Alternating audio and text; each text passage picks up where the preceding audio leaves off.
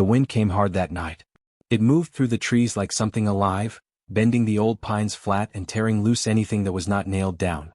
Rain followed close behind it, heavy and cold, the kind that soaked through a coat in seconds and left a man shivering even by the fire. Roy did not mind the storm.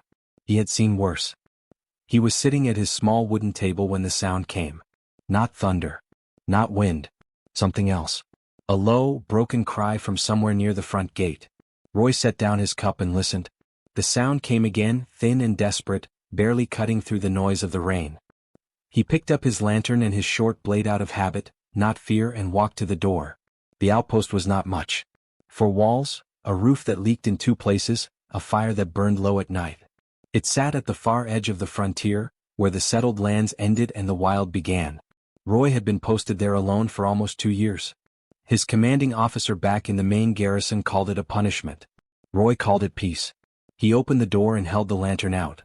The rain hit him at once, cold and sharp across his face. He stepped onto the small covered porch and moved the lantern slowly, checking the gate, the fence line, the dark tree line beyond. Everything looked empty. Just the storm and the mud and the bending trees. Then he looked down. It was pressed against the base of the gate, almost flat to the ground. Small. Thin. So thin that Roy could count every bone along its back without trying. Its scales were the color of old ash, pale and cracked, with none of the shine that healthy dragon hide was known for. Its wings were folded tight against its body, trembling with every gust of wind. Its eyes were open, dark and glassy, fixed on Roy with an expression that held no threat and no anger. Just neat. Roy stood very still for a moment. He had seen dragons before. Everyone on the frontier had, sooner or later. Most of those meetings ended badly for one side or the other. The war bands that sometimes crossed the wild lands made no separation between soldier and farmer when they burned. Roy carried 2 scars on his left arm from a run-in 3 years back that he did not like to think about. Dragons were not something you helped. That was the simple truth of frontier life. You kept your distance, you kept your blade close, and if one came near your home you drove it off or you paid the price. He knew all of that. He looked down at the hatchling again. It could not have been more than a few weeks old. Its head was too large for its thin neck, and its legs shook even lying flat. One of its rear legs was bent at a bad angle, not broken, but badly bruised from the look of it. There was a long scrape along its left side where the scales had torn away, and the raw skin beneath was dark with dried blood and mud. It opened its mouth slightly. No sound came out. It did not have the strength left for sound. Roy stood in the rain for a long moment. The lantern swung in his hand. The wind pushed hard against him and the hatchling flinched at a crack of thunder overhead, pressing itself even flatter to the ground. He thought about his commanding officer. He thought about the settlers 3 miles east who already watched his outpost with narrow eyes. He thought about the rules, the orders, the long list of very good reasons why what he was considering was a bad idea. Then he thought about the look on the hatchling's face. He had worn that look before. Not on a battlefield. Earlier than that. Back before the army, back when he was a boy in a cold house with an empty table and no one coming to the door. That particular kind of desperate quiet, when a person stopped asking out loud because they had already decided no one was going to answer. Roy unlatched the gate. He crouched down slowly so as not to startle the creature and held the lantern low. Up close it was even worse. Its ribs pressed against the inside of its scales like fingers pushing through thin cloth. Its eyes followed him but it did not move. It did not have the strength to run even if it wanted to. Roy set the lantern down in the mud. He reached out one hand, slow and open, and held it near the hatchling's head without touching. The hatchling looked at his hand for a long moment. Then, with great effort, it pressed the top of its head against his palm. Roy stayed still. The rain poured down across his back and neck. The cold worked its way through his coat and into his shoulders. He did not move until the hatchling had settled, and then he slid one arm carefully beneath it, feeling how little it weighed, how sharp its bones were through the cracked scales. He straightened up and carried it through the gate. Inside, Roy laid it near the fire and went to find what he had in his stores. Not much. Dried meat. A little hard bread. Some water. He softened the meat in warm water and broke it into small pieces and laid it close enough that the hatchling could reach without lifting its head. He sat back in his chair and watched the fire and listened to the storm outside. The hatchling ate. Slowly at first, then steadily, with the focused quiet of something that had not eaten in a very long time. Roy refilled its water twice before it stopped. He did not know what morning would bring. He did not think about the settlers or the orders or the 100 ways this could go wrong. He just kept the fire going. and outside the storm slowly passed. The hatchling slept through most of the first day. Roy let it. He moved quietly around the outpost, doing his usual checks, keeping the fire at a steady burn, glancing over at the small shape near the hearth every so often. It barely moved. Its breathing was shallow but even, and the trembling that had gripped it through the storm had mostly stopped. That was enough for now. He had cleared out the old storage corner near the fire and laid down a folded blanket. It was not much, but it was warm and away from the draft that crept under the front door on cold nights. The hatchling had not moved from the spot since Roy placed it there. It slept with its chin flat on the ground and its damaged legs stretched out to the side, and it looked, in the low firelight, very small and very young. Roy ate a smaller portion than usual that morning and did not think too hard about why. By the second day the hatchling was awake more than it slept. It watched Roy with those dark eyes, tracking him as he moved from the fire to the table to the door and back again. It did not make sounds. It did not try to stand.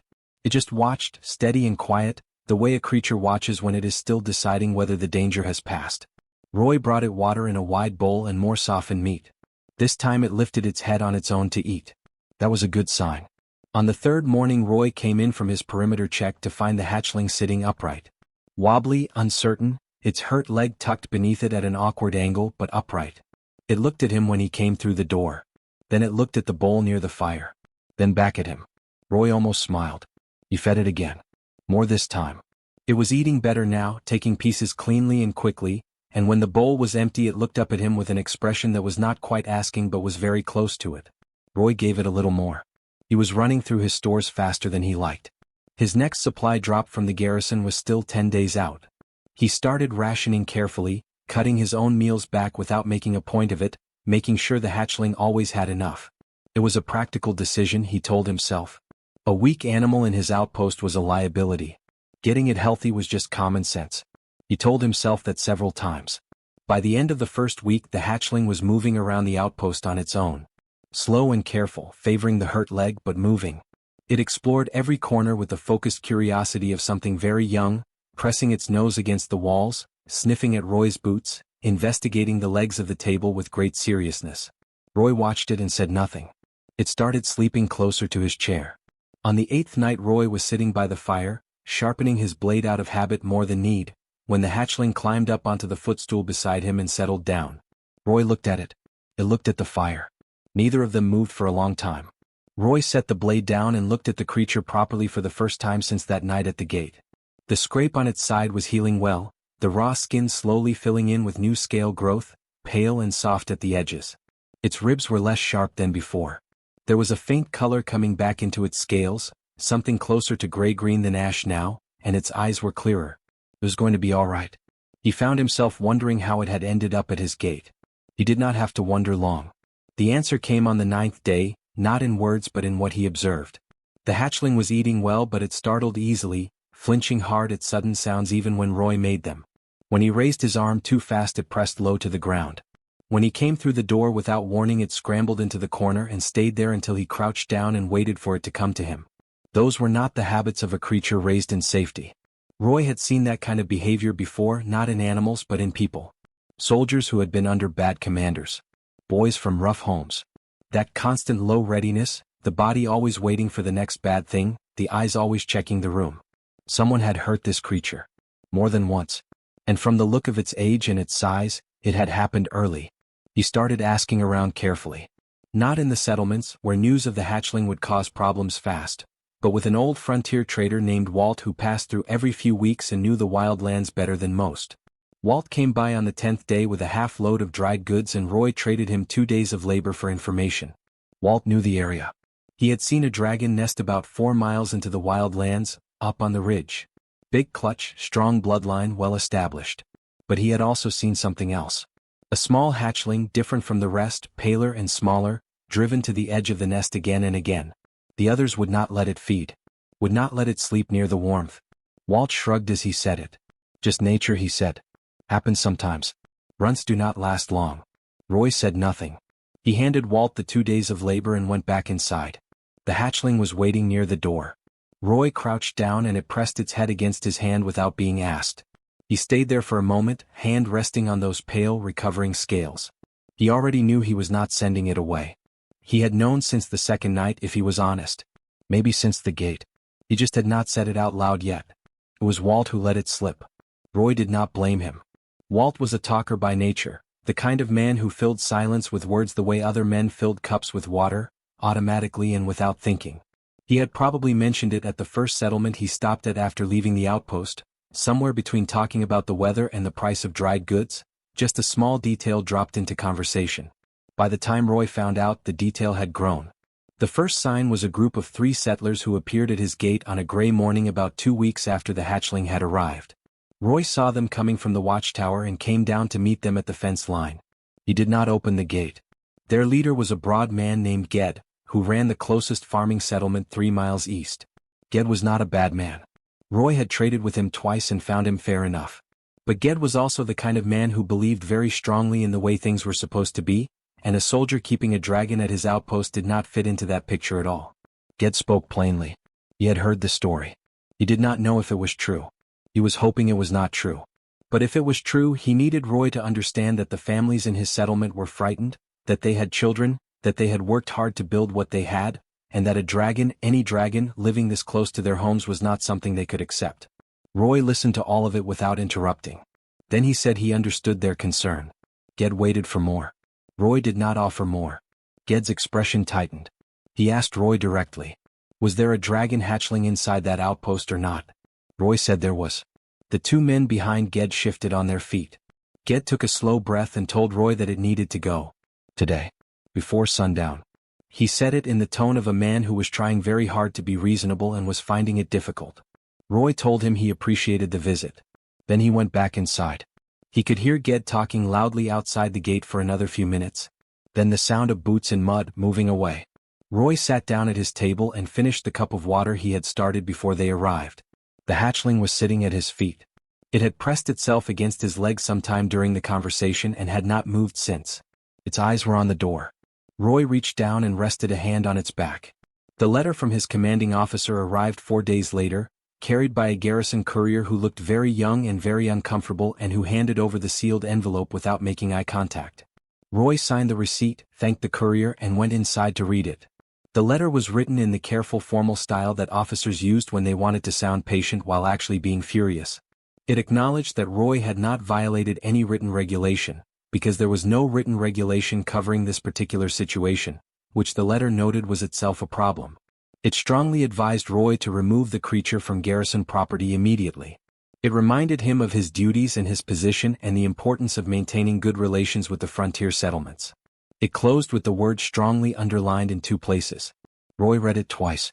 Then he folded it and put it in the box under his bunk where he kept documents. He did not write back. 3 days after the letter, Ged returned. This time he brought 7 people. They stood outside the gate in a loose group and Ged gave a longer speech this time, more prepared, about community safety and responsibility and what happened to frontier posts that lost the trust of the people they were meant to protect. Some of the people with him looked angry. A few looked more uncertain, like they had come along because Ged had asked them to rather than because they truly wanted to. Roy stood on his side of the gate and let Ged finish. Then Roy pointed out calmly that the hatchling had not left his outpost since it arrived, that it had not threatened anyone, that it had not gone near the settlements. He said he kept a clean post and he handled his own affairs and he had never given Ged or anyone else cause for trouble in 2 years. Ged said that was not the point. Roy said he thought it was exactly the point. There was a silence. A couple of the people in the group were looking at each other now. Ged opened his mouth to continue and then stopped, because at that moment the hatchling appeared at Roy's side, moving through the gatepost gap and sitting down beside Roy's left boot as calmly as a dog settling next to its owner. It looked at the group outside. The group looked back at it. It was not threatening. It made no sound. It simply sat there beside Roy with its pale gray-green scales and its clear dark eyes and its careful stillness, and it did not look away from the gathered settlers. One of the women in the back of the group said quietly that it was smaller than she expected. Nobody answered her. Ged looked at the hatchling for a long moment. Then he looked at Roy. He seemed to be searching for something else to say and not finding it. He told Roy this was not finished. Roy said he understood. Ged turned and led the group back down the track toward the east. Roy watched them go. The hatchling leaned its weight against his leg. Roy looked down at it. It looked up at him. He went back inside and started on the afternoon meal, and the hatchling followed him in and settled near the fire, and the outpost was quiet again except for the sound of the wind in the pines. Roy heard her before he saw her. It was not the sound of wings, though that came too, a deep rhythmic beat like slow thunder rolling in from the north. It was something before that. A pressure in the air, a change in the way the world felt, the way the forest went completely silent all at once. No birds. No wind. No small animals moving in the undergrowth. Just a sudden and total quiet that pressed against the ears like deep water. Roy was splitting firewood behind the outpost when it happened. He set the axe down slowly and straightened up. The hatchling was at his feet in an instant. It had been dozing in a patch of weak morning sun near the woodpile and now it was fully awake, pressed hard against Roy's leg, its eyes fixed on the sky to the north. It was trembling but not the way it had trembled that first stormy night. That had been the trembling of cold and starvation. This was different. This was recognition. Roy followed its gaze. She came down out of a gray sky like a stone dropped from a great height, except stones do not move with that kind of control. She was enormous. Roy had seen large dragons before, warband scouts and territorial adults that crossed the frontier from time to time, and he had thought those were big. They were not big. Not compared to this. Her wingspan threw a shadow across the entire outpost and part of the tree line beyond it. Her scales were the color of deep river water, dark green and gray and shot through with lines of dull gold that caught the light as she banked and descended.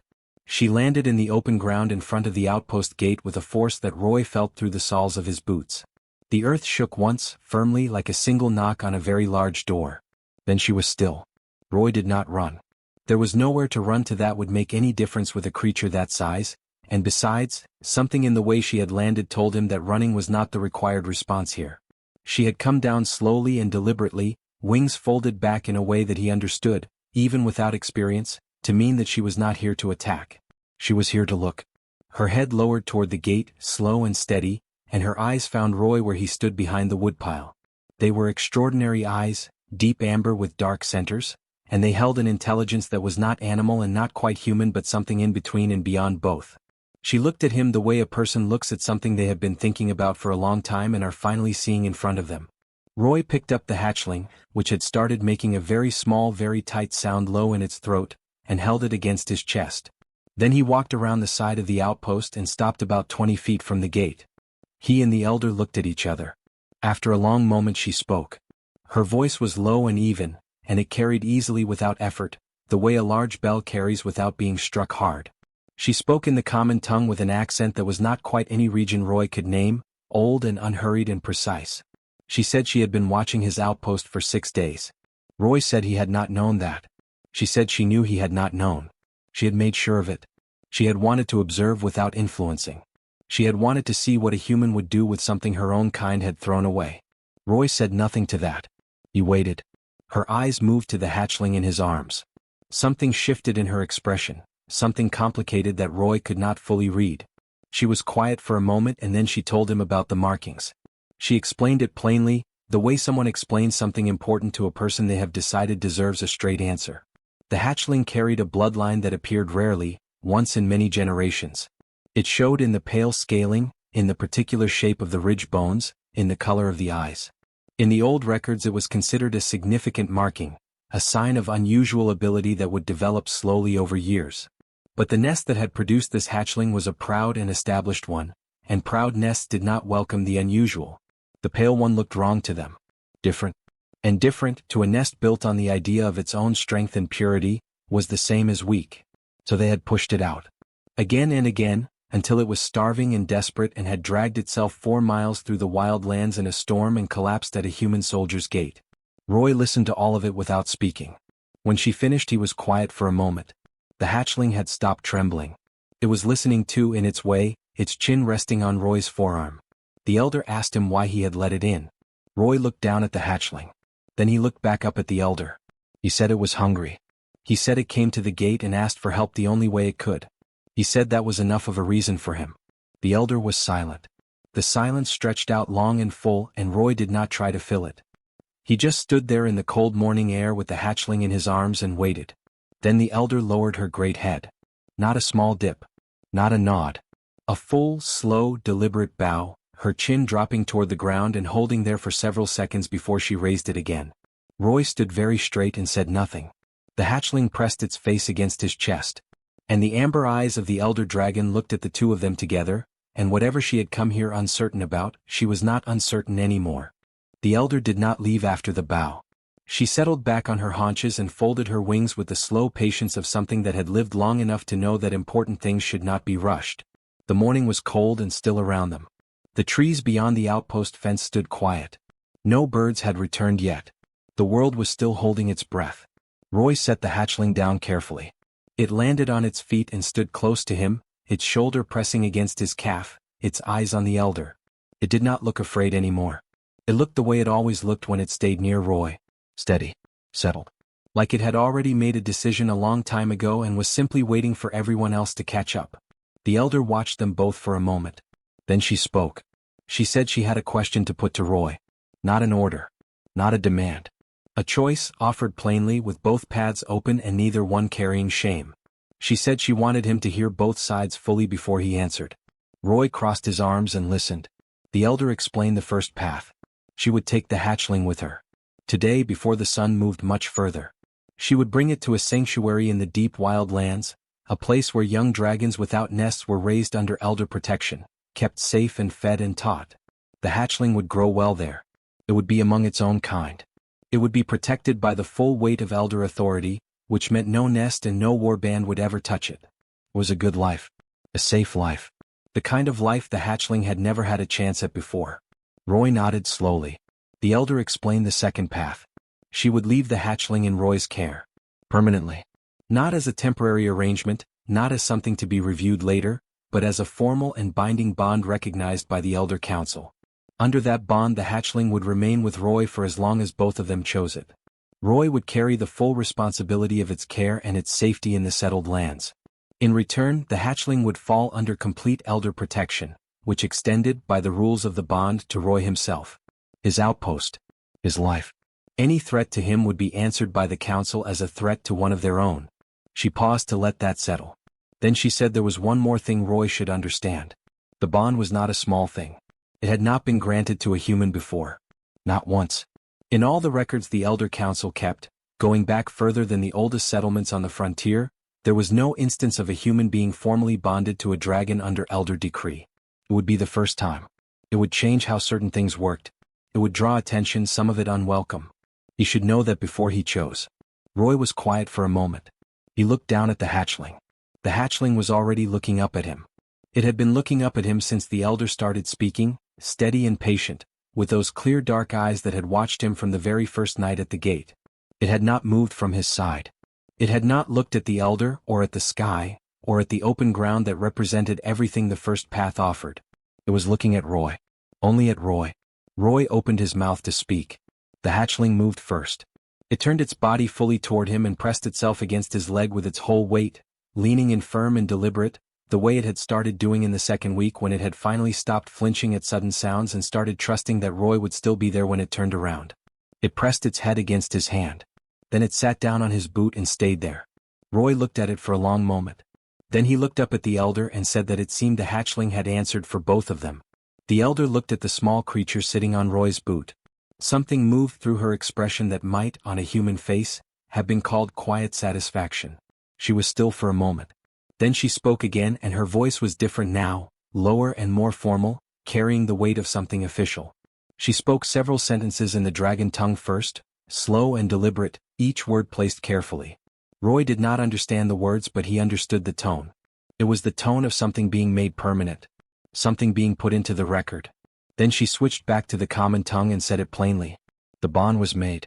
The hatchling was recognized as a bonded dragon under elder decree. Roy was recognized as its guardian, the first human to hold that standing in the full history of the council. The protection extended to him was real, and it was immediate, and it would not be withdrawn. She said his name once, formally, the way the decree required. Then she said the hatchling's markings had a name in the old records. A word that meant something close to ember light in the common tongue. She said Roy could call it whatever he chose. The name was his to give. Roy looked down at the creature on his boot. He said he would think about it. The elder held his gaze for one more moment. Then she spread her great wings and lifted from the ground with a force that pushed Roy's coat flat against his chest and set the pine trees swaying hard. She rose fast and clean into the gray sky and banked north and was gone in seconds, her shadow sweeping once across the outpost and then disappearing. Roy stood alone in the quiet. The hatchling looked up at him. Roy looked down at it. Then he turned and walked back to the outpost door, opened it and went inside. The hatchling followed close at his heels. Roy hung his coat on the hook, moved to the fire and started putting together the evening meal. Outside the birds came back to the trees.